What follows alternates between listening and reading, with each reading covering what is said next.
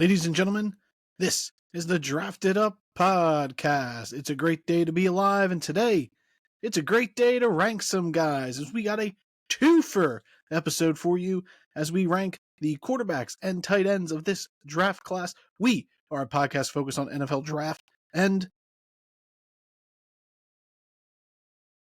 fantasy football drafts. I am your host, Theo. You can follow us over on social media at Twitter or X at @draftedup_pod. Our podcast can be found on Spotify. Just search Drafted Up Podcast. Working on Apple, which will have our backlogged previous 2 episodes and hopefully this one. If not, it'll be for the next one. Same thing, Drafted Up Podcast, same as Spotify. And then over on YouTube, you can search Drafted Up Podcast or use the at @draftedup_pod. Nick, how you doing today, dude? Good. How are you, my boy? I'm doing pretty good. Another rankings episode, so I'm pretty jazzed for that, so we can talk about some of these prospects coming up. And we're giving you a 2 for today. We're giving you a strong quarterback class and a weak tight end class. But hey, we're going to have fun with it. Same thing as our running back episode. We are going to do our top 10s.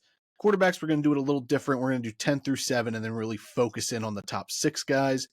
Tight ends will do the same as running backs, 10 through 6, and then hone in on the top 5. Anything you want to touch base on, talk about before we jump in onto these rankings? No, not necessary. I figured we'll talk about some of the rule changes later on. All right. Sounds good. Let's hit it up. Hit me up. Your quarterbacks, 10 through 7. 10 through 7. 10, Devin Leary, Kentucky. Nothing special. 9, Joe Milton from Tennessee. I think he's got some type of something there. It's very underlining, but it's there. Michael Pratt from Tulane, and then Spencer Rattler from South Carolina.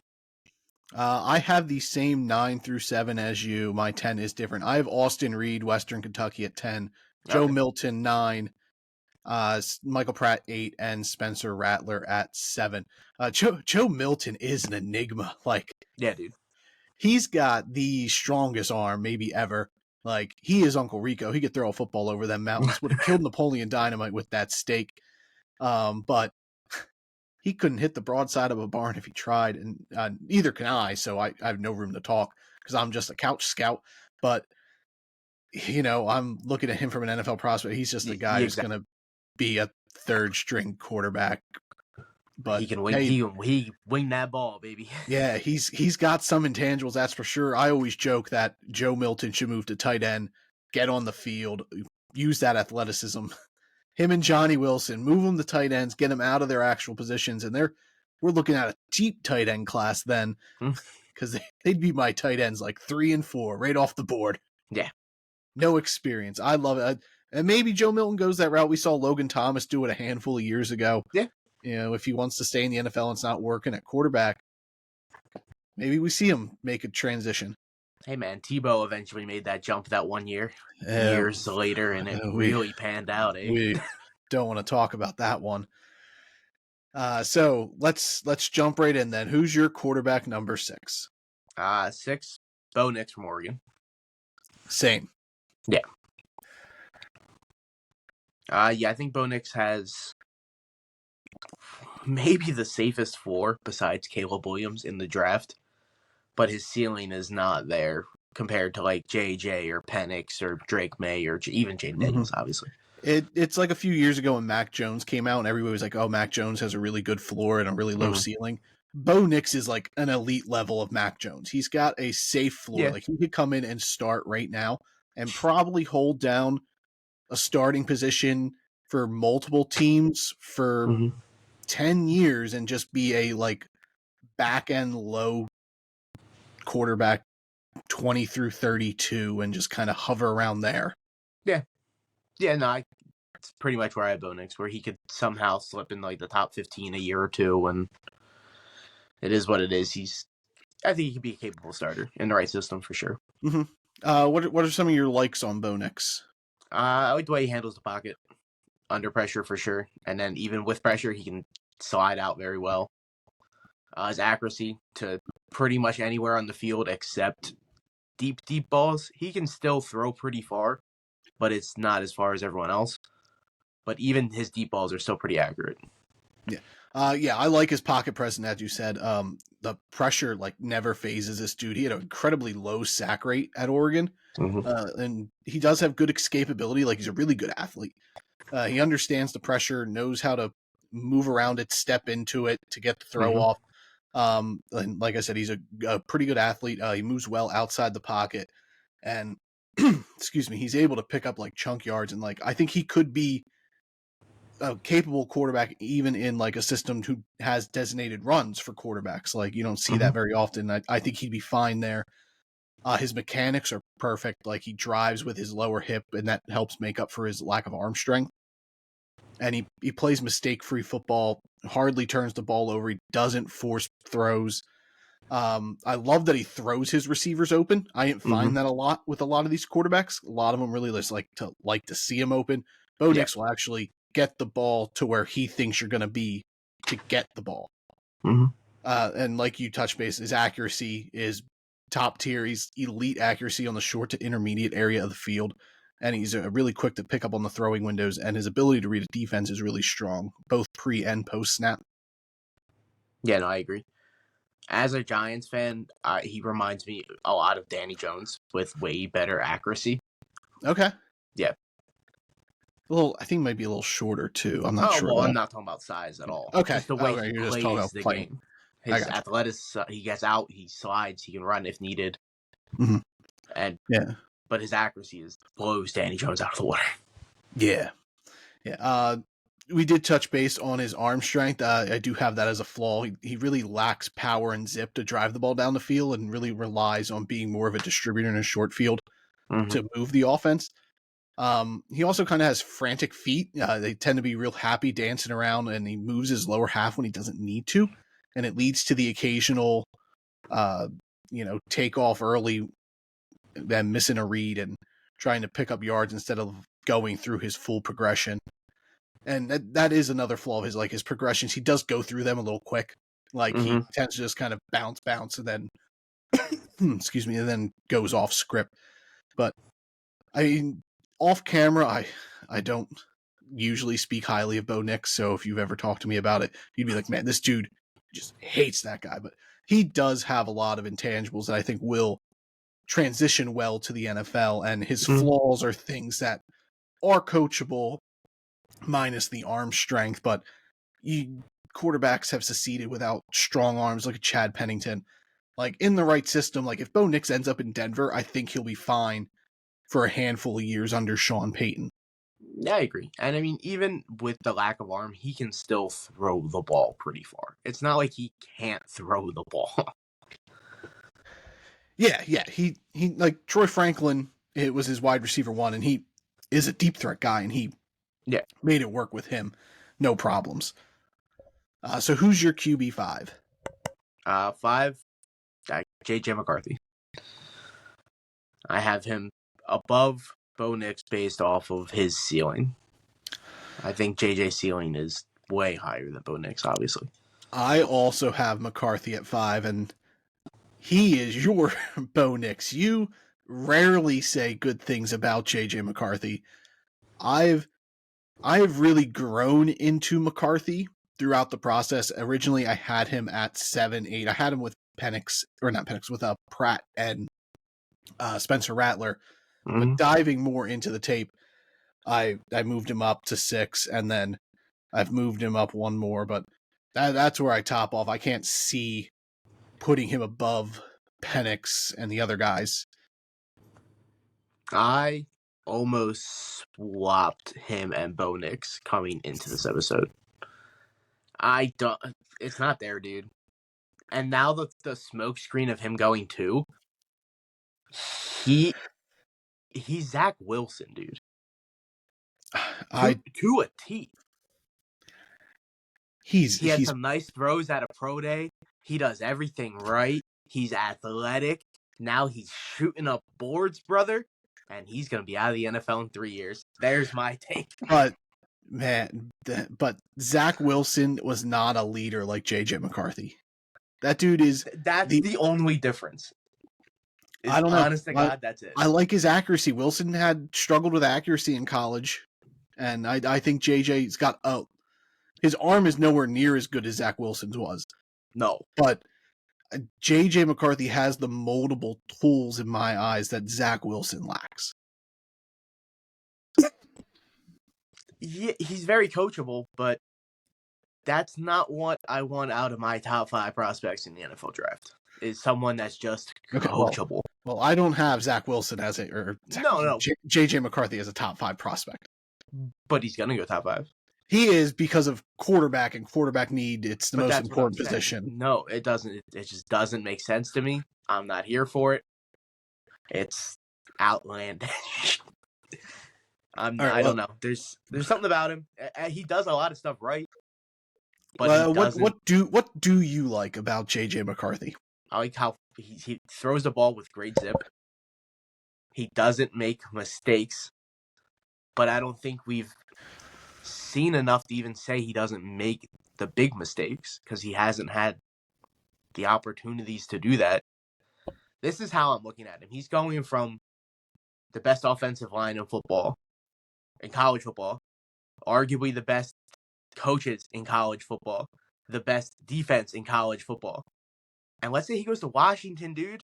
They had the 32nd ranked offensive line. They had the 27th ranked offense, and they have a new coaching staff. It's not there. It's not given to him on a silver platter like it was in Michigan. See, like I do think McCarthy is his future or ceiling really depends on where he goes. But I also feel that way about some of the other quarterbacks. Like if any of these quarterbacks end up in New England, I'm worried about them. See, I think Drake May in New England can sit under Jacoby Brissett for a year, and then come next year, Drake May's ready to go. Oh, can't JJ sit for a year? I mean, yeah, he can, but I don't know if a year's going to be enough time. Jordan Love tried to sit for a year, and a year wasn't enough time, brother. They had to give that guy 3 years. Well, Aaron Rodgers was there. There's a big difference between all these teams that are going to catch. Even in Green Bay, Jordan Love came in at points, and he looked like trash, dude, because he wasn't ready. Yeah. It took him 3 years to get where Jordan Love is now. Yeah. If you want to spend a top 5 pick on a guy you're waiting 3 years for, have at it, brother. So I like JJ McCarthy more than I like Jordan Love coming out. Oh, I don't know about that. I liked Jordan Love too. Like I had Jordan Love mocked first rounds before a lot of people started picking up that, which I did not with McCarthy. But like, I love his athleticism. He's an incredibly impressive athlete. He's got good speed. He can escape the pocket, and he can execute well on design runs. His pocket presence is pretty good. He's comfortable. He's poised. He's calm. He doesn't run unless he has to, and he's. Besides Caleb Williams and Jaden Daniels, I think he's the best off-script quarterback. He throws really well when rolling out. Like, that is a strong point of his. He excels when the play breaks down. He's aware of pressure. He attacks the pressure side of the field. Like, he has the intangibles that you look for to develop in a quarterback. And I think it's there. And I think with the right coaching, he'll be fine. He's strong. Accuracy to all areas of the field. He's got an incredible at placing the ball in the bucket for the receivers. Plus, he's a leader. His confidence, like there's not a moment it seems that's too big for him. Like the national championship game, like him just meditating on the field. Like most guys, they're kind of real antsy, bouncing around. This dude is just silence. He's not moving. Nothing seems to faze him. Yeah, there's obviously stuff that I do like about him because I wouldn't have him above Bo Nix if I didn't. Because they're both mid to second, late first round prospects in my eyes. I have McCarthy decently ranked above Bo Nix in my top 100. But it's based off of age. There's like a 3-year difference. The ceiling for McCarthy is way higher than Bo Nix. But then his floor is not even near Bo Nix 4. Okay. What are some things you don't like about JJ McCarthy? Man. Okay. His zip is there, but it's not there all the time. It's more of like if he kind of needs it. But in the NFL, you're going to need it, brother. We're playing against the top 1% of athletes in the world. put the zip on the ball at all times.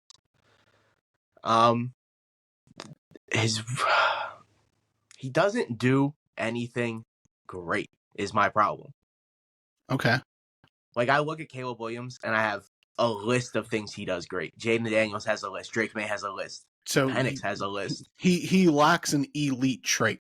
Yeah, and even like his Okay. good stuff, it's still there, but it's in such small doses, dude.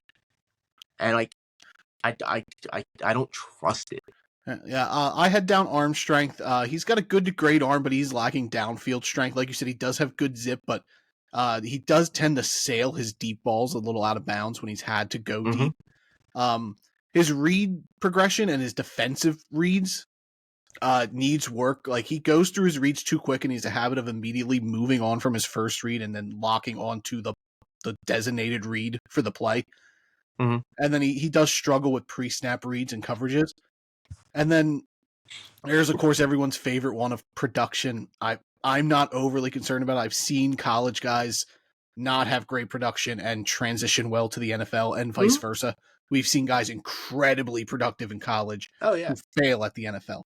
Like, I get looking at like his core stats and be like, well, he's never thrown for 3,000 yards, but like, it's not something he had to do. I think he can.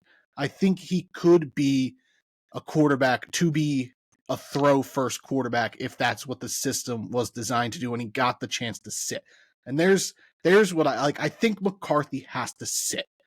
Like, he can't play week 1. It's not going to work. I don't even think sitting a year is enough, though. I think under the right coaching system, I think it's got to be at least 2. Like, I really do.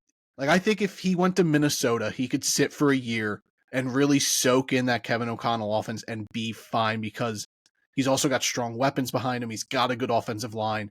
And Kevin O'Connell can find a running back, because it probably won't be Aaron Jones next year. I think in that scenario, so his second year being, his rookie year being his second year, I still think he would struggle a lot, and you would really see it in moments.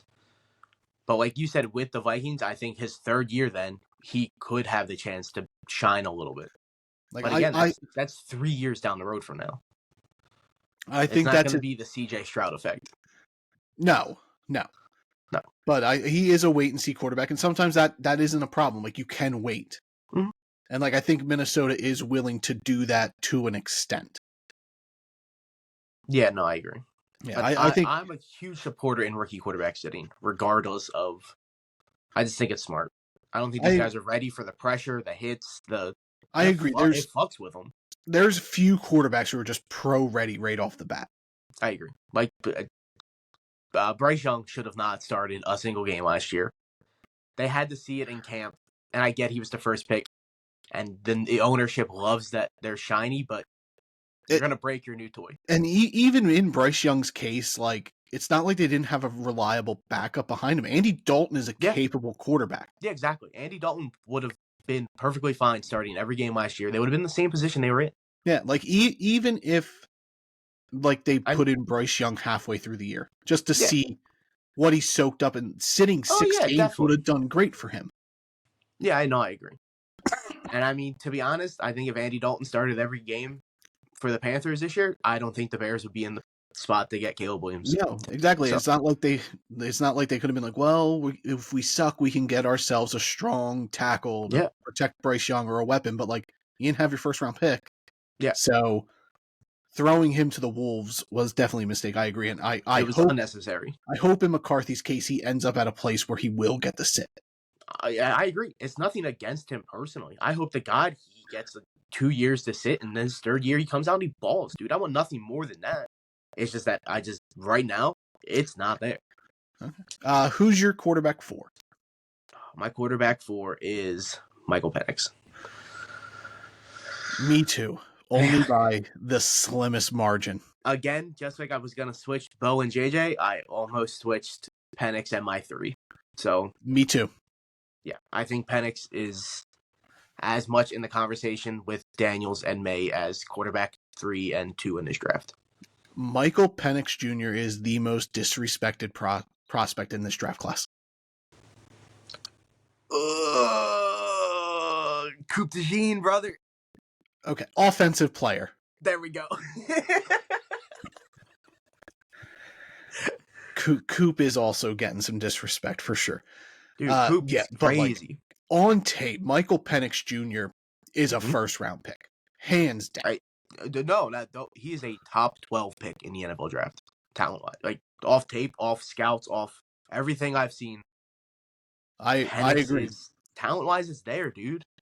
Mm-hmm. Like something like I love his arm strength is probably the best in the class. Sans Joe Milton, but Joe Milton doesn't have a future really. But even like, I think they could throw the ball 80 yards. Yeah, like that Milton pass went like 80 yards. I think Penix can do that. Penix, he also has like good zip on top of his arm strength. He's also like fearless. Like nothing eats this dude. He's a gunslinger. Like There's he just not a throw he is afraid to make. Nope. And he might throw the best deep ball. Like accuracy to the guy. It's picture perfect. His pocket presence and awareness is great. He loves to stay in the pocket, develop the play. He gets the ball out quick. He's not afraid to step up and take the hit. And he's really good at sidestepping pressure. Mm-hmm. And then, like I said, his accuracy, he's accurate to all levels of the field. He excels at throwing into tight windows. And despite his awkward throwing motion, he's got this quick release that pushes the ball down the field. Mm-hmm. See, I was kind of worried about his motion when I started watching stuff, but his release, I was like, I'm throwing that out of that. I don't care about his release. It's not like he's like winding up real long and making an awkward throw. Like I agree. I saw someone reverse the tape so it looked like he was throwing right-handed. Okay. And it just looked like Phillip Rivers. Like Phillip Rivers had that awkward kind of like quick release, weird angle, but like you didn't fuck with it. I agree. And it worked. And you brought up Rivers. Incredible. Rivers' ball placement was elite. And that's one of Penix's main things. Like his ball placement over defenders on medium routes, deep routes, even short routes, just lobbing balls over one guy to get him into another guy's hands. It's insane watching, dude. Yeah. Like a lot of people want to bring up that like Penix's success is based off the fact that Washington had this incredible offensive line and he had all these weapons, and I'm sure that did play a part. McCarthy. Yeah, I'm sure that plays a part, but like someone has to get these dudes the ball. It's not like he's Joe Schmo back there. Like watching tape, I've seen some guys who are great weapons have terrible quarterbacks, and like it's so frustrating to watch. Like imagine that dude with a good quarterback. That's not the case with Rome Odunze, Jalen McMillan, Jalen Polk. They had Michael Penix, and all four of them, the three receivers, Michael Penix, all incredibly beneficial from being with each other. Yeah, no, definitely. They all feeded off each other. And as watching Washington, probably my favorite team to watch this year, tape-wise. They were so fun. But I mean, Penix isn't perfect. He does throw his receivers open. He doesn't like to see them. He doesn't throw his receivers open. He likes to see them open. He's also not the best athlete. He's got really stiff hips. He's very clunky in the pocket. Yeah, he's not great at scrambling, and his injury history is probably the cause of that. I imagine those two devastating knee injuries are really why he's kind of not great. And like off script plays are a no for this dude. Like yeah. But like he's the type of quarterback where like he makes that work. Like he doesn't need to go off script to have a successful offense. And obviously I brought up the injury history. Those are definitely a concern. 2 major knee injuries, a shoulder injury, an arm injury. Like the dude gets banged up easy. But he's a trooper, brother. He's had two healthy years since transferring to Washington. Exactly. The injuries are hopefully in the past at this point. Keenan Allen style. Yep. I believe Michael Penix is closer to my QB3 than my QB3 is to my QB1 and 2. Like on tape alone, Penix looks like the total package, and he is a top 15 pick. Yeah, no, I agree. And like I have him very, very close to my 2, and I mean to be honest, I'm very close to my 3, and my 2 still not even that far off of both of them. Like I do worry about his style. Like his style is kind of a throwback now. I use that term because like he's a pure pocket passer, and like that seems to be a dying breed now. Even though like 5 years ago that was majority of the quarterbacks, but I think his skill set still lines up for success. Like I say all the time, like I want him in Miami. I want them to either trade Tua, and then I want Penix to run that offense. I think it would be a superstar offense. And I like Penix's upside more than I like Tua in Miami going forward. That might be controversial, but I'm sticking to that take.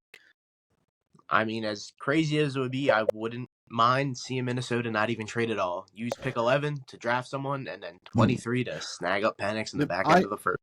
I think whatever quarterback ends up in Minnesota will be fine, no matter which quarterback it ends up being. And that's why I wanted to be Penix, because I have a little bit of a bias, my boy there, and I want to see him succeed. And I think him and JJ, ooh, baby. Bombing down to Jordan Addison, I'm not against that at all. Hell yeah. If JJ's not open, because he's going to be triple covered, fuck it. Fucking Jordan Addison's down there somewhere, baby. Yep. All right, let's move on. Who is your quarterback 3? My 3 is Drake May from North Carolina.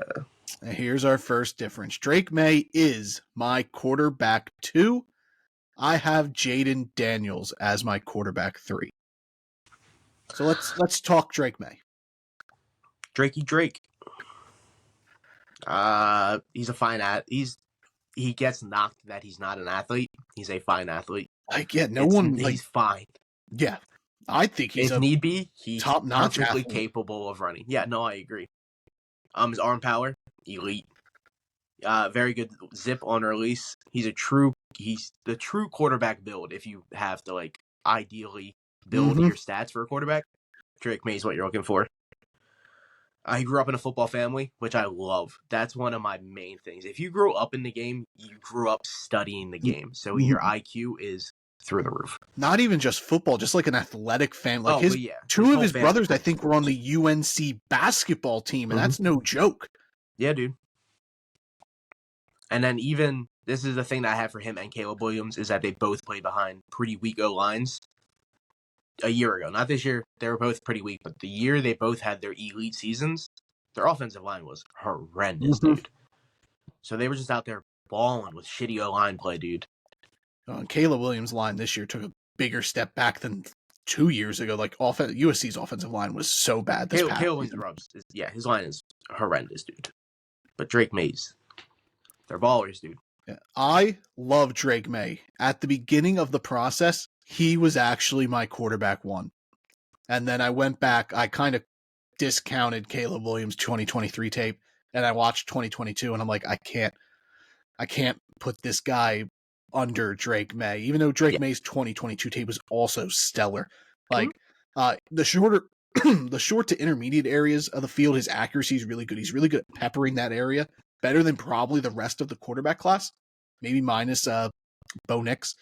But and he doesn't always have to rely on that athleticism to, escape from the pocket, because he can throw a great ball. His arm strength is insane. He's got an extremely strong arm, great zip, slightly inaccurate on the deep passes. Like I said, I think he's a natural athlete. I think he could be an above average rushing quarterback and also play in a system with designed runs for him. He's so twitchy. And he does throw his receivers open. He's got great timing with his receivers despite his lack of strength at that position. Because Tez Walker missed half the year due to college nonsense. Don't worry, he also missed half the balls dropping through his hands. Yeah. He throws a great inside tight window. His mechanics are great. A near perfect throwing motion. He really drives with the lower body. Effortless release, and he's so tough. He's such a competitor. He's an elite version of JJ McCarthy. Yeah. Drake May should be getting the JJ hype. I agree. And that's what I don't understand about it. Everything that I don't like about JJ McCarthy, Drake May does well. He has the elite abilities. He could be the biggest bust prospect amongst the quarterbacks. Yeah, probably. They could just not work out at all. But yeah, I love Drake May. I don't think that's gonna. I think his IQ for the game is too high for him to not work out. He did switch systems this past season, and I think that's what really led to his decrease in production. He lost Josh Downs, dude. He did. He did lose his weapon. Tez Walker missed half the year. He was also inconsistent when he played. They do have a really strong running back who I look forward to coming out next year. But I do think Drake May possesses that ability to be that dude in the NFL. Like I think him as a prospect is great, and I hope he's the guy Minnesota's targeting from a selfish standpoint. But I think he should be a lock to go too. I think that's who Washington should wash their hands of. Like I don't think there's a question in my eyes, at least. Disagree. I know you like, and this really sounds like I do. This really sounds like I dislike Jaden Daniels, but I don't. I do like Jaden Daniels as well. Who is my QB3, your QB2? Tell me what you like about Jaden Daniels. Almost everything, brother. His 2023 season was almost unmatched by anyone in college history. 40 touchdowns, 4 picks, almost 4,000 yards, over 70% completion. That's exactly what you want. Everything came together for him. It clicked, dude. His athleticism is probably the best out of anyone in the class. His decision making is also up there with everyone's. He doesn't make mistakes, dude. The one thing his deep ball's fine. He has the arm level to hit all 3 levels: short, deep, medium. But his deep is still not as much as I would like it to be. It's no Drake May. It's no Caleb Williams. Yeah, he doesn't have a perfect throwing motion. He actually doesn't drive well with his legs throwing. Mm-hmm. He's using his full arm strength to get the ball downfield. Yeah, like his deep ball's very good. Like I have his PFF deep ball grading rating. It was literally 99.2. Mm-hmm. Yeah, it was great. It was almost perfect. Like and he had 1,300 yards on deep balls, but it's yeah. We'll also look at no offense. I love Jaden Daniels, but when you're throwing to 2 receivers who are going to go and arguably the top 15, you have to look at that as something. I to the Penix point, I brought up everyone likes to bring up his weapons. I never see anyone bring that up with Jaden Daniels. They don't. And that really bothers me. Because, I get Penix, but, you can't even compare the other 2 to Brian Thomas Jr., dude. No. It's just not comparable. Yeah, like you said, Drake May. Jaden Daniels' athleticism is insane. He's so dangerous with the ball in his hand. Crazy, dude. Like, he's more of a runner than a scrambler. Like, he looks like a running back or a receiver when he tucks the ball and takes off. Like, only Lamar Jackson can top that athleticism. Yeah. The minute he gets to the outside and starts running, it almost turns into a kick return. Defenses have no idea what to do. A game against Florida, I remember him dropping back, going through, and then a hole open in the center. He took off, and it was like a 70-yard run. Yeah. And, it didn't even look like a quarterback. It looked like he handed it off, and that guy took off, burst through that hole. It's insane. But unlike most scrambling, rushing quarterbacks, he has great pocket presence and awareness. Like, he's not always looking to take off and run. And I think that's what I was most impressed by his tape. Like, I expected, because you see scrambling quarterbacks, that's what they do. Yeah. Like, you don't actually see them always want to sit back and work through the defense and find their guy. But Jaden Daniels does that. He's got great touch, on his passes. Like, he throws an incredibly catchable ball. And it's a great deep ball, like you said, despite the lack of arm strength. And then obviously he excels so well in off-script plays. He's balanced. He's got a quick twitch. He's a good throw on the run.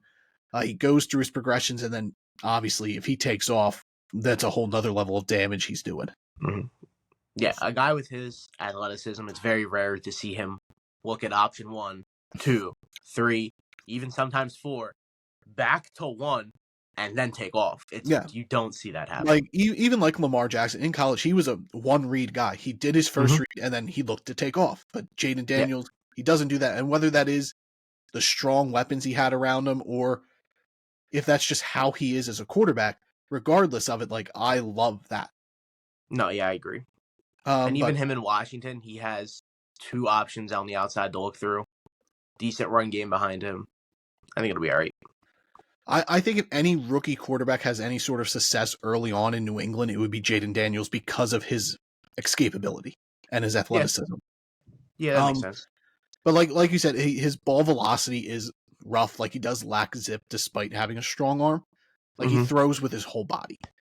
And he is incredibly inconsistent on accuracy in his short to intermediate areas. I've seen him sail a lot of passes. And then his build, he's so slender, 6'4". I'm worried about him. That's the thing. Because he takes hits. It's like a cartoon. I don't know if you've seen the hits he takes, and that dude just flies in the air. Yeah. I am worried about that. I hope he learns to either that will not be happening. I can tell you right now that will not be happening. It never happens. It's not going to happen. I hope it does. Because He's I'm gonna afraid be like he gets big hit in the NFL and gets hurt. I'm real worried that he's gonna struggle there. But like going into the process, I did view him more as a big boom bust type guy. But like coming out of it, I actually think he has a really high floor. no, Like no, I I agree. think, and then with those traits, I think he'll always have a job, even if he doesn't live up to his draft stock. Mhm. Like I think he'll find a starting job somewhere else because the coach is going to look at me like, I can work with these traits. He was Yeah, drafted highly for a reason. Like, let me get this guy into my system. I'll make it work. yeah, I agree. Like we touched base on his athleticism. It's insane. I think he'd be perfect for Cliff Kingsbury, as you say, to get his grimy little mitts on him. And then Washington has built weapons in there right now with Terry McLaurin, Jahan Dotson, Brian Robinson, and Austin Eckler. I think it would be a good fit. I think he'll be fine. I think he's got a really good floor, and Mhm. he's got insane traits, and that athleticism alone is going to make him transition well to the NFL. Yeah, no, I agree. I think a lot of the stuff I didn't like about Justin Fields coming out, Jaden Daniels already does that stuff a lot better, Mm-hmm. and his athleticism is right there with Justin Fields. I think he's gonna be a guy we're talking about years and years and years to come Yep. on Fantasy Football Podcast. From fantasy purposes, I was going to say he might be my Mhm. QB1, even over the actual QB1 of the class, I don't Caleb hate it. Williams. Yeah. But yeah, fantasy quarterbacks, he provides that rushing upside. So, Mhm. but let's. Caleb's no joke, bro. Oh He yeah, can, no. But let's talk QB1. We both got him, Caleb Williams. What do you like about the future number 1 overall pick? everything. I am a 100% Caleb Williams supporter. He can make literally any throw, especially off his back foot, which is insane watching. Him running the sideline to sideline, making any throw, it's something you don't see out of pro athletes, let alone as some kid at Oklahoma and USC. It's just crazy. He's a true athlete as well. He can break down the defense with his arms and his legs. His ball placement skill is crazy. And the dude's a legitimate leader. Like, we hear the JJ leadership stuff. Caleb Williams is just as much as a leader. So which is good that that's coming out, because like going through the process, like it wasn't coming out that way, like him not doing his medicals or participating his in any dad's a drills or shithole, dude. yeah, and it was just like, man, Caleb Williams might be a dick, but then like his interviews and then him going through like talking to everybody at the combine, he didn't matter. Mhm. Like him talking about like what makes a good organization was just not the higher ups or the team, but like Mhm. everyone involved, the janitor staff, the cleaning crew, the lunch ladies, like that's a leader. And I mean, he's right though, because you look at it, that's your home. You're there Mm-hmm. more than you're at your house. So Yep. you want it to be clean. You want the food to be good. It's everything you need to look at. It's one Yep. big team, dude. Yeah, like you said, like his playmaking ability is incredible. He makes plays out of nothing. He excels in the off-script scenarios, avoids pressure with his flexibility. Like, dude's got His bend, which is so weird hips for a are quarterback. crazy, dude. I He's got love. natural arm talent and mechanics. His throws are fluid. He's smooth. He drives the ball with his lower half. He's got a cannon for an arm with great accuracy and velocity, and he's a competitor.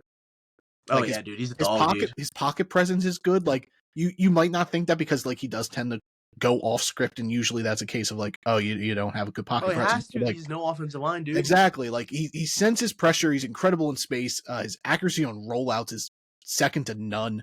Off platform throws are incredible, and even like he gets knocked. Like I liked his ability to go through his reads and progressions of a defense. Like I think he's Mhm. capable of reading a defense despite not getting the chance to do that because of his scheme in college. But like he doesn't lock in on his weapon, his number 1 option. He's fluent with his reads while diagnosing, and he anticipates breaks in Mhm. his receivers' routes to get him the ball. But he does hold on to the ball a little too long. Like he needs to learn to take the easy yards, check it down, instead of just trying to yeet it downfield.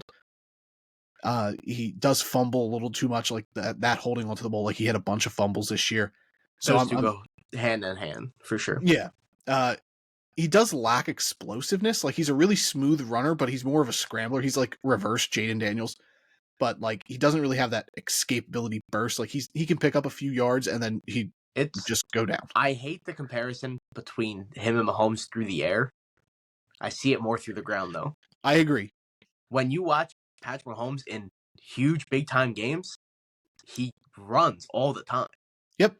Like look at his he averages like 65 yards in a Super Bowl rushing because he needs 5 yards first down. Oh, it's 3rd and 5, first down. Mm-hmm. And I think that's what Caleb Williams is going to be elite at. Yeah. He's a good scrambler and like he knows what to do to stay on the field. Yep. And his footwork is a little clunky at times. Like he does drift too far back when he's pressured from the interior. He's constantly backpedaling, and sometimes his feet aren't just like planted, and it does cause some accuracy issues with him. But this dude's it. Like he's an insanely good prospect, generational. Like I said, his 2022 tape was so much better than his past season's tape, but this year's tape was fine. It's not like it was 100% fine. It's not like he had a 7th round tape this year and had a pick 1 tape in 2022. No, but he still had pick 1 tape this year. But what I did like that his bad tape this year showed, like he's not an untouchable prospect. Like there's holes in his game, and I think that's good. Because coming out, I agree. Because like last year, he was like, "Oh, this guy's can't miss. He's so good. He's incredible. Like he's the next elite quarterback." And then he took a step back this year, and I think that's good for mentally for him. Like, and then like just good for like the hype. It kind of tones that down a little bit. I mean, even look at like the elite quarterbacks in the NFL. Mahomes has a year or two where he stumbled and he's not a top 5 quarterback. Josh Allen's not always a top 5 quarterback. Yeah. Joe Burrow consistently isn't a top 5 quarterback. Yep. But it's fine because these guys have the traits and the tools to win you any game needed. And that's what I want in my quarterback. And the Bears are doing what they should have done for Justin Fields, and they are setting him up so nicely. I've never seen a team put so much effort into it. Yep, and they're handling right, like because a lot of these guys were close to Justin Fields, but they talk to them and like, hey, they had to talk to they handled this 100% correct, and they did right by Justin Fields. Like he wanted to go to Pittsburgh. It's not like they were holding off, like, oh, hey, we're shipping you to whoever gives us the best draft pick. Yeah, like they did for him. They literally got nothing for him. They gave him away for free. They did right by him, and then they did right by the players by explaining the situation. And I think it's going to be a good scenario, and I hate it as a Vikings fan, but the Bears have an incredibly bright future ahead of them with Caleb Williams and the pieces they're putting around him. Plus, they have another top 10 pick. Keenan Allen might be the best acquisition for any rookie quarterback ever. Yeah, he's going to be such a safe. He's a 1-year deal, and he's going to come in and he's going to be every single place Caleb Williams needs him to be. Yep, and I think that's going to help Caleb Williams in terms of like holding onto the ball too long and playing hero ball. Is that I agree. He's not going to have to because he's got Keenan Allen there, and then he's got a guy like DJ Moore who can do everything route tree wise, and like I think the Bears could be looking at 2,000-yard receivers. Fantasy aspect, I think buy-in on the Bears. Maybe not. There's a chance Swift. My boy Rome falls to them at 9, dude. And there's a chance they pull the trigger and they got Keenan Allen for 1 year. Next year, Rome and DJ Moore, dude. That would be just set forever. Insane. So quick recap. We'll run through our 10 through 1. My quarterback 10, Austin Reed, Western Kentucky. Joe Milton, Tennessee. Michael Pratt, Tulane. Spencer Rattler at 7, South Carolina. Bo Nix, Oregon at 6. J.J. McCarthy, Michigan at 5. Michael Penix Jr., Washington at 4. Jaden Daniels, LSU at 3. Drake May, North Carolina at 2. And then Caleb Williams, USC at 1. Indeed. Very similar list on my end. It's Devin Leary at 10 from Kentucky, who's different than your 10. But then 9, 8, 7. No, all pretty much are all the same. Joe Milton at 9. Michael Pratt at 8. Spencer Rattler at 7. Bo Nix at 6. JJ at 5, Michael Penix at 4, and then we swapped here. I have Drake May at 3, Jaden Daniels at 2, and then Caleb Williams at 1. I love this quarterback class, though. It's so exciting. It makes, and like, it also helps, like, this draft class in general is so deep, but like, it also helps that you have 6 viable quarterbacks in this class. That could all go in the first round, theoretically. Yep. And now let's go to the weaker side here, and let's touch base on these tight ends. Indeed. We'll really start off strong, and then we're going to hit you with some of the weak sauce. And that's no disrespect, because the top tight end in this class is a household name. He is a generational talent. So it's not like it's not strong at top, because like this guy is it. But like the deepness of this class is not it. there. It's not it. So hit me up. Who are your quarterbacks? Who are your tight ends? 10 through 6. 10 through 6. 10, I got Dylan Holker, yeah. Colorado State. Tanner McLaughlin from Arizona. Eric All from Iowa. AJ Barner from Michigan. And then Combine Freak Theo Johnson from Penn State. Is your 6. I was really starting to freak out that we were going to have the same list. At 10, I have Dallin Holker from Colorado State. He had that great gauntlet drill. That's his claim to fame, where he caught the 2 passes because he thought the drill was over. I'm glad he looked the other way. Me too. Tanner McLaughlin from Arizona at 9. Eric All from Iowa at 8. And then here's where we differed. I have Theo Johnson from Penn State at 7. And Jared Wiley from TCU at 6. Okay. I assume you don't have Jared Wiley in your top 10. I don't. He's 11. He's the first one out. And that's where I have AJ Barner. He was my first one out. So, I'll touch base on Jared Wiley since I have him like high. Like you had Barner at 7. Barner, yeah, yeah. Like Jared Wiley, I like his like he's big, 6'6", 6'7", 250-ish. I thought he ran well on tape. He did miss some blocks. Like he tends not to like finish through on his run blocking. Like he'll block the guy, and then when he thinks Imani Bailey, the running back, was by him, he kind of lets go, and that guy ends up tackling him. So like that needs work, but like I think there's upside there. Like 5th round pick, like you're just throwing a dart at the wall, and this dude could blow up. Yeah, no, I see it. Yeah, I don't have him far out at 11, but like Barner, I think is a safe prospect. He's a good blocker. I think he's a good tight end too. Yeah, I agree. I think he's going to be a really good tight end too in the NFL and have a decent career. And that's what you might have to find in this class is find safety valves. And there's nothing wrong with that. Looking at like 4th to 7th round, you're just looking for guys to fucking fill your roster. There's 53 men in your team. You got to fill it out somewhere. Let's touch base on Theo Johnson, because I know like some people after the combine, you're probably going to see him. It's some people's tight end 3 because of his combine score. His RAS score was great. Like it was 9.99. He's what? He's as tall as any tight end in this class. He's like 6'7", 260, and he ran a 4.5. Absolute freak. Like his athleticism, like his athletic scoring was elite, second to none. His tape is horrendous, dude. He doesn't look like 4.5 speed on tape. No. Like he looks like me running out there. He is the opposite of Bucky Urban. Yeah. He's not game fast at all. Like, but I think that might fall to his football IQ. I don't know what it is, but him and pads is not it, son. The tape isn't working for me for Theo Johnson. Like he looks like a screen door opening when he's taking a turn. It's just real slow and methodic. Like I don't know what happened. Like, and Penn State's produced good to decent tight ends. Mike Gesicki had a few years of relevance. Pat Freiermuth, Brendan Strange went round 2 last year. Yeah, so like I think Theo Johnson will get overdrafted. Like I do think there's a chance he gets picked in like the end of the 3rd round because of traits and teams being like, look, this guy's a freak. We'll get him on the field. We'll just kind of throw him the ball in a straight line and hope it works. But like, maybe he is one of those guys where he's a better pro prospect and pro player than a college producer.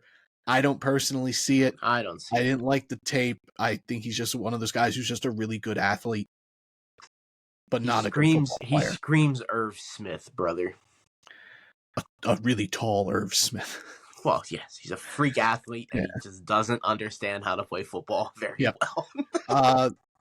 Let's go. Tight end 5. Who do you got? Ben Sinnott from Kansas State. Ben Sinnott.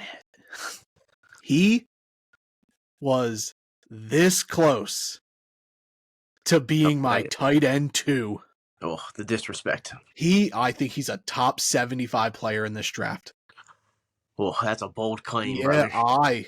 Let's talk. Let's talk. I don't think I have My tight end 3 is probably not even in my 150. Oh, wow. Gates, I mean, he might be. It's not. It'd be I very have low ends. I have him in my tight end 2 incredibly close. I might tight end to it he's top 50 for sure. I don't know where he falls though. All right, hit me up. Talk to me about Ben Sinnott, and then I'll kind of get on and talk about what I really like about him. His size is perfect. He's the ideal size for a tight end. He's not too tall. He's not too short. So he's very teachable in blocking as well. He does blocking well enough that you can see it translate to the next game. I found him to be a strong, willing blocker, and he was an alert blocker with upside for improvement. Yeah, you could definitely see that it's going to transition, and it's very coachable. He has strong hands. His route trees short are also pretty good. He reminded me of Chris Cooley. Yeah. Yeah, no, I see that. He's pretty athletic for 6'4", for sure. I think he was like a more athletic Chris Cooley. Chris Cooley ran like a 4.8, but way before my time, brother. Yeah, that's my time. But I love his lateral movement, and it showed at the combine. Like his explosive drills were in the 99th percentile. Like he had a 40-inch vert, a 10.6 broad, a 6.82 cone at his size is like no one's done that. So his lateral movement's really good. Like his fluid movement side to side. I loved his burst and his acceleration. Like he covers ground quickly. He's good in space, enough to stretch the defense, and he's a good yak threat. He does have a good route tree. Like he might have the best route tree sans tight end 1 in this class, and you can line him up anywhere. You can line him up anywhere. He can play out of the backfield. He can play inline. He can play slot. He can play boundary. He's got this really good bend, almost like like he's elastic, like an edge rusher. Like he gets low very well. Yeah, he wanted to be a hockey player. Like he was a 0-star recruit, and like I don't know. There's just something about him I really liked, and I think he's going to excel in the NFL. He does lack elite explosiveness. He's not really good at getting separation. When it comes to getting open or blocking, like he tends to shove and be more physical than instead of using his athleticism to get open. Yeah. His hands are inconsistent. I saw a lot of focus drops and contested drops. Like if he's going up for the ball and he gets hit, he's not bringing it in. And he does need to improve his power on blocks. Sometimes he just kind of throws himself at the blocker instead of using his hands. But I really came away so impressed with him and ended up giving him a top 75 grade. And I think he could sneak into the end of round 2, but I think he's more likely to be an early to mid 3rd round selection. His testing numbers, like I said, were elite. I think he's going to find himself in a role in the right offense right off the bat. I think he's going to be a great safety valve for a young quarterback. Yeah, I think he has potential to be all right. I'm just not huge on tight ends in this draft at all. Okay, yeah. He was the only one I came away, besides the top 2, that I really liked. My number 5 is a tight end in name only, and that is Jaheim Bell from Florida State. He's my 4. All right. When it comes to Jaheim Bell, like I think he's a great yak threat. You get him the ball, he can move. He's got good speed. He's excellent in space. He's going to outrun pretty much any linebacker and safety. He's got good athleticism, quick, smooth mover, great contact balance. He's really good at tracking the ball. I noticed, like if you were going deep, and he tracked it like a receiver, and good hand-eye coordination, and he's got strong hands. Like he's too big to be a receiver, too small to be a tight end, and like that's why I have him at 5. His size is very concerning. 6'2" is not tall enough, and 240. Like, he's draftable though. Like I think. Oh, he's 100% draftable. Like he's more of a weapon. He's a weapon. He's not really a position guy. You have to scheme him into your offense. He's not going to scheme open. I would love him in San Francisco. I think he's a guy Kyle Shanahan could just fuck around with and make work. Use him at running back. Use him at tight end. Use him in the slot. Like I think it's all there for him. I think him going to like a flashy offense, being San Fran, Miami, a place like that. Even Buffalo doesn't. They just drafted Kincaid. But an offense like that, kind of like a very fast-paced offense that allows players to They utilize scheme their their strength. players into their offense. Yeah. Like he does lack size. Like he's short and lean. He's not going to be an inline tight end. He's not going to be able to No. play on the line.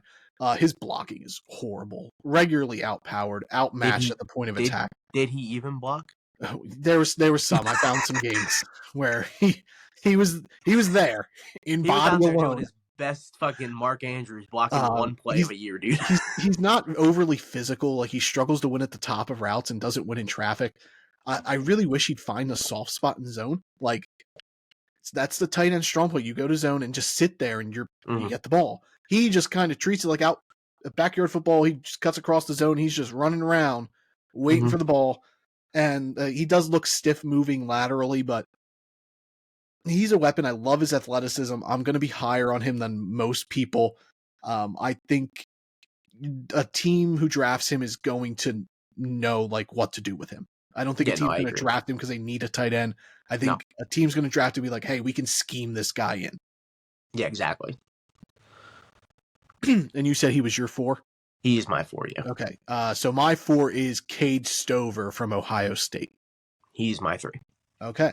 I like Stover. He's safe. He seems like a really safe prospect. Like I think he does everything fine. Yeah, he's a better version of AJ Barner in my eyes. Like he's AJ Barner. If AJ Barner was a really good receiver. Like my problem is like his production really came later, and it was like with CJ Stroud. And then like this past year, he did okay, but I mean Ohio State's quarterbacks were bad this year. But he's got prototypical frame, and he moves around. Like he can play multiple lineup tight end positions. He can play inline. He can play in the slot. He's got really strong hands. He's a great red zone threat.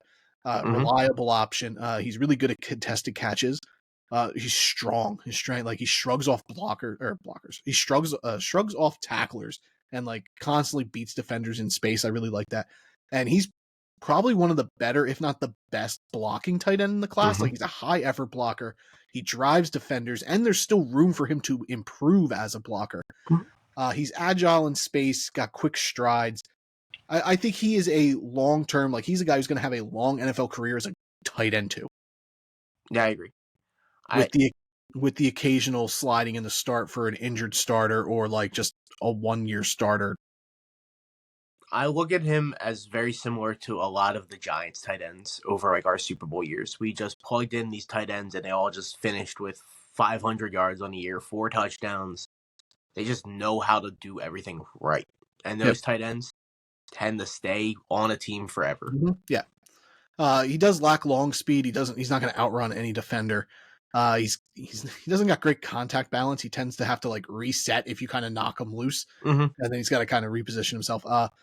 His lateral movements aren't good. Like he takes really slow cuts. Like it's like cutting with a slow tight end in Madden. You've seen it where it's just And then he does lack elite traits. I don't think he does anything great. But he does mostly everything good. He's the J.J. McCarthy of tight ends. He does everything well. But yeah, nothing great.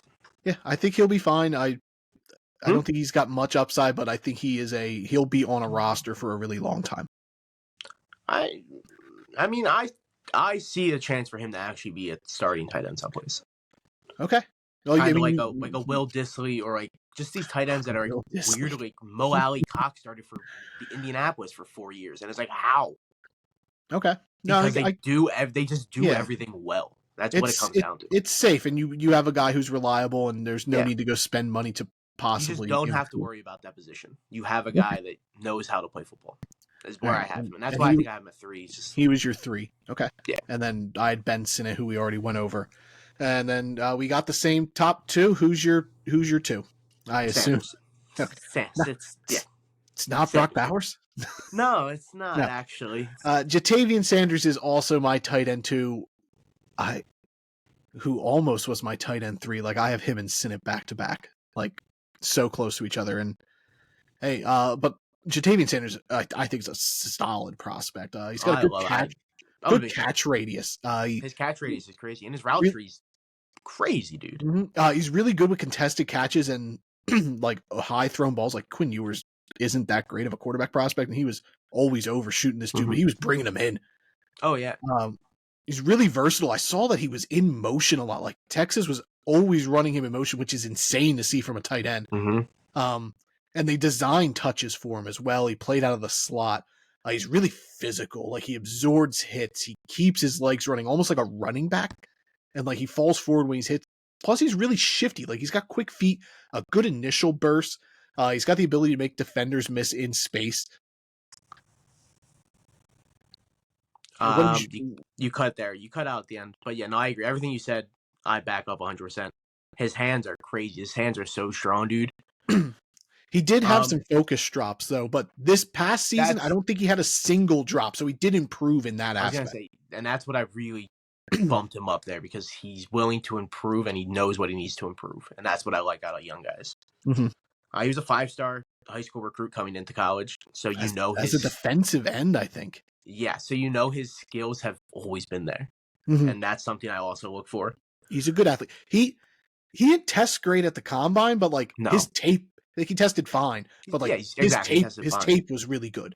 He's very game fast, tremendously. He's not the blocker you want him to be from like a defensive end standpoint. You can't really block ends, but when he's blocking linebackers, corners, and safeties 1-on-1, he's fine. He handled smaller guys well. His blocking, I thought, did need work. I did have it down as a weakness because I consistently saw him leave his blocks too early, like I did with he would Jared let go Wiley. pretty fast. And it ended. I think he needs to be more disciplined. He does also tend to overshoot on his run blocking. His size, people don't bring that up, but like he's only like 5 pounds heavier than Brock Bowers and only an inch taller. But we don't want to talk about his. I don't think he could be an inline tight end regularly. No, I agree. I think he's not that kind of tight end at all. Yeah, and I do think he does lack high-end speed and burst. I think he's catchable. Like, he's got initial burst, but like it doesn't sustain in my eyes. I think his burst is what really differentiates him and Bowers. They do a lot of stuff very similar, but then Bowers does stuff just a little bit better. Yeah. I see him similarly to Ben Sinnott. I have him a top 75 grade. I think he's going to fit in nicely to the NFL. I think I would rather take him late round 2, early round 3 than early to mid round 2 where he seems to be going. But that's just nitpicking on my end. But I think he's a willing blocker. I think he can improve there. He's strong despite being a little smaller. And I think he's going to be a productive tight end, like fantasy wise and just number wise. I think he's got the ability to put up numbers. Yeah, no, I agree. I do see him as an actually very early second round pick based off the tight end class. You're a little higher than him on him than I am. And then I'm just looking at the whole tight end class as it is. That's true. Because once he goes, dude, it's anyone. I have Ben Sinnott right there with him. No, I agree you do, but that's debatable though. It's literally anyone. But after Ben Sinnott, I have the same fall. So like I just happen to be higher on my third tight end than you are. That's true. I think he's gonna end up going between like 38 to 47-ish. I would love him in Carolina. Get Bryce Young a guy like that. I'd love that, yeah, for sure. And then there's number 1, the no-brainer number 1. He's been the number 1 tight end for the last 3 years when he was a freshman in Georgia, and that'd be Brock Bowers. Hell yeah, brother. Yeah. His speed burst is insane. It's so unique for someone like his position. Like his he makes defenders miss in space. He's extremely fluid. He's got elite long speed and acceleration. He has great zone awareness. He has no problems falling into the zone, getting that easy catch. His yak threat, the minute the ball's in this dude's hand, he could take it to the house, which you never see out of a tight end. My top thing here is he could literally be a receiver, dude. Yeah. He is that good at what he does receiving wise. He's probably receiver 3-4 in this draft. I don't like throwing out that whole generational talent thing because we just saw a generational talent 3 years ago at the same position with Kyle Pitts, but Brock Bowers is as good a prospect as Kyle Pitts in my eyes. I would probably say he's a little bit better for prospects than Kyle Pitts. I agree. He's tough. His legs are always moving, and he's not afraid to fight for extra yards, and he's got strong hands. His hands are great in contested situation. He goes up for passes. This dude's legit. Getting that hype from a freshman, be like, oh, this guy's a generational talent. Yeah. It's hard to think that's going to live up on tape. It does. Oh Like yeah. his size is a concern. He's not going to be an every down inline tight end, but he can line up there.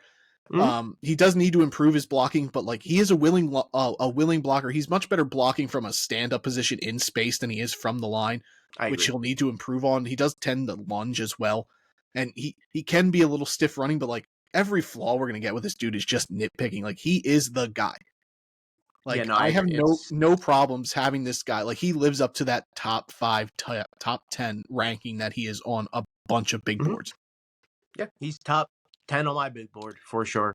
Yep, he's worth every bit of the hype. Like the gap between him and my tight end 2 being Sanders is pretty wide. Yeah. Like I have Bowers with a top 10 grade. I have Sanders as a top 75. I think I have him at like 65 on my last big board. I have Sanders in the mid 40s, but then I have Bowers at 7. Yeah, So like it's not close. If the dude's legit. if the Giants trade back from 6 for some odd reason, and all the receivers are gone, being the top 3, Brock Bowers would be the only pick I would want. Yeah. All right, that'll do tight ends. Let's quick recap those. I have Dallin Holker, Colorado State at 10, Tanner McLaughlin, Arizona at 9, Eric All from Iowa at 8, Theo Johnson, Penn State at 7, Jared Wiley, TCU at 6, Jaheim Bell, Florida State at 5, Cade Stover, Ohio State at 4, Ben Sinnott, Kansas State at 3, Jatavian Sanders, Texas at 2, Brock Bowers, Georgia at 1, the no-brainer. Indeed. Yeah, pretty very similar list. I have Holker at 10, McLaughlin at 9, All at 8, Barner at 7, Johnson at 6, Sinnett at 5, Bell at 4, Stover at 3, Sanders at 2, and then Brocky B at 1, baby. Yeah, we had almost the same top 10 in a weak class, which is surprising. Yeah, no, I agree. Those bottom ends, you would figure we'd have different people. I do want to give a shout out to my deep sleeper, Devin Garrison from Pitt State. I've been on this dude for months, but I hope he finds he's going to be a camp body. I hope he gets it, but that'll do it. Those are quarterback and tight end rankings. This is episode 3 in the books. We'll look episode 4. We'll probably do offensive line, interior end, tackles, and then save receivers for the end for you guys for offense. And we'll probably do a 2-parter there. I think we got to do 20. 2-part receiver. We got to dude. do 20 Receiver's gonna be receivers. Like I just want crazy, dude. We got to do 20. Maybe we'll do top 15 or top 10 and then just talk about a handful on a different episode, just deep dive into, because there's some guys that are outside my top 10 who I just really want to just talk about so much. Dude, there's so many people outside of my top 10 and I'm just like, wow, I talk about it for days, baby. Yeah, you guys can look forward to a receiver episode. That's going to be a long one. This one ran a little long, but I was expecting to get 2. Yeah, we did 2 rankings here. An hour and 7. Look for offensive tackles and interior offensive line next. And then maybe after we finish offensive rankings, we'll do a little mock draft for you guys, and then we'll churn out those defensive rankings as we get closer to the draft. So that'll do it here. This is the Drafted Up Podcast. Thanks for joining us today. Follow us over on Twitter /X at @DraftedUp_pod. You can find us over on YouTube. Search the Drafted Up Podcast or at @DraftedUp_pod. And then we're on Spotify. Just search Drafted Up Podcast. We'll pop up there. Be sure to like, subscribe, rate, all that good stuff. It's been real. Stay alert, stay alive out there, guys, and we'll talk to you next time here on the Drafted Up Podcast. Adios. Bring back the hip tackle.